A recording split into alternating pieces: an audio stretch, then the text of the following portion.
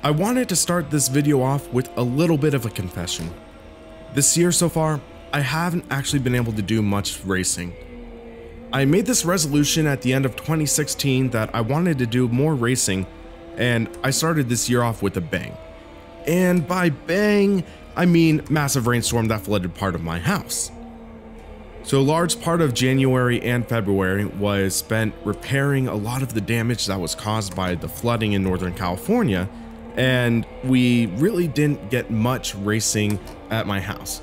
However, I was able to find a way to turn lemons into lemonade, and I was able to do some videos from CXC simulations, as well as getting an interview with Sean Cole. Also, I had the opportunity to test out Project Cars 2, and I shared some of my thoughts of that in another video.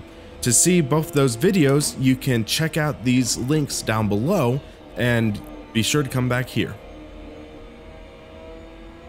So with this video, it's clear that I had a little bit of rust to shake off, but I wanted to kill a few birds with one stone. I decided to test out a bit of the new content that's been released in the past couple months, including NOLA Motorsports Park and the Nissan GT-R GT500 for R Factor 2, the Aussie Race Cars Camaro in Adelaide for Automobilista, and also I wanted to share my thoughts on the new build for iRacing, which was just released today.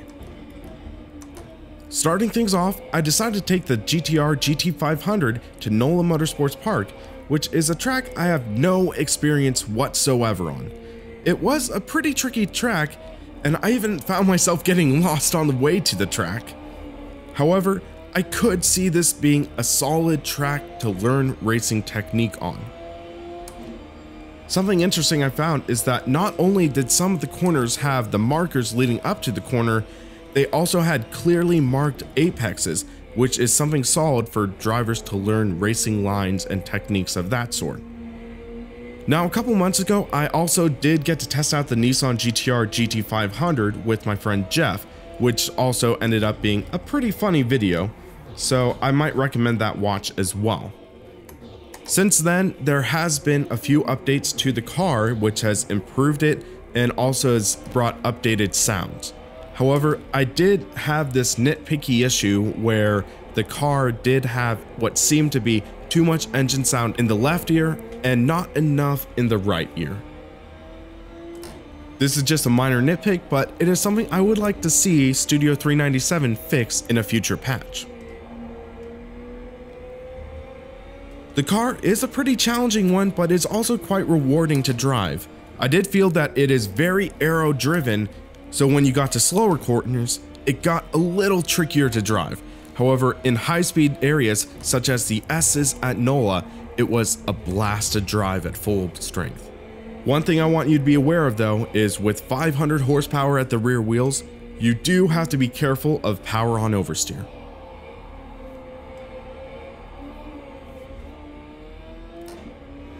Next up, I switched gears to Automobilista and took the newly released ARC Camaro to Adelaide. This turned out to be a very fun combination and something I would actually recommend to new racers. This feels like a great combination to learn with a lower speed car and a lot of technical corners. I've actually never driven Adelaide in any other titles before, but I found it very easy to pick up on. It gave me a feeling very similar to Long Beach, which is one of my favorite street circuits of all time. After about 3 laps, I did feel comfortable pushing the car to its limits and was starting to put up reasonable times.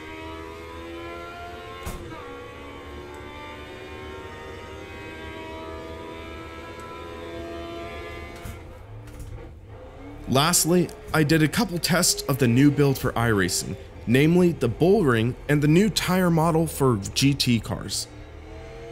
First up, going into the Bullring, I decided to fire up the Super Late model, which I feel doesn't get enough love. It was a unique challenge driving on the Bullring, but it was definitely a blast to drive. Something interesting I found about the Bullring is it felt like it never really had a true straightaway, so you always had the wheel turned in some degree to the left. You never really had that opportunity to straighten out the wheel and catch your breath per se. I think that'll be interesting for races online. I don't know if that's going to be a good thing or a bad thing just yet, but it was very interesting driving in a single car position. But when we do get to the new season and when this track comes along on the schedule, it'll definitely be an interesting one to look out for. Next up, I took the Porsche 911 GT3 Cup car to More Raceway, which is my home track, to test out the new tire model. Also, I never really put much seat time behind the wheel of the new GT car, so I wanted to put it through its paces. First, some of my thoughts on the Porsche. This is definitely a rear-engine, rear-wheel drive beast. I found the car was largely steered not just by the steering wheel, but also by the pedals. However, it did feel quite intuitive. Once you gained a basic grasp of how the car performs and how it handles, you can drive it with reasonable confidence. The car, combined with the new tire model, makes for a great experience. The tire model does feel genuinely improved and has a good sense of weight to it. One of the elements I felt iRacing would struggle with is that there is this floatiness that it would have and other titles didn't per se. That tended to give iRacing the term ice racing, and I felt to an extent that was somewhat justified. But I'm happy to say that I am pretty darn comfortable with how this specific car drives.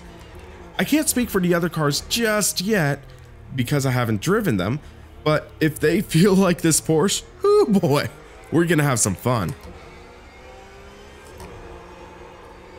So, I apologize for not having as much in the way of test drives to start off this year, but I'm hoping to feature more test drives in the near future. Also, we have an exciting announcement. I am moving production to a new studio. With recent developments, I've been able to repurpose my garage into a studio, so I will be moving my stuff into there this week. After that, I will also be doing my reviews of the Fanatec Club Sport Shifter, Club Sport Wheel, GT Omega Pro Cockpit, and using Felt Engineering Pro pedals. We also have more exciting developments as well, so stay tuned.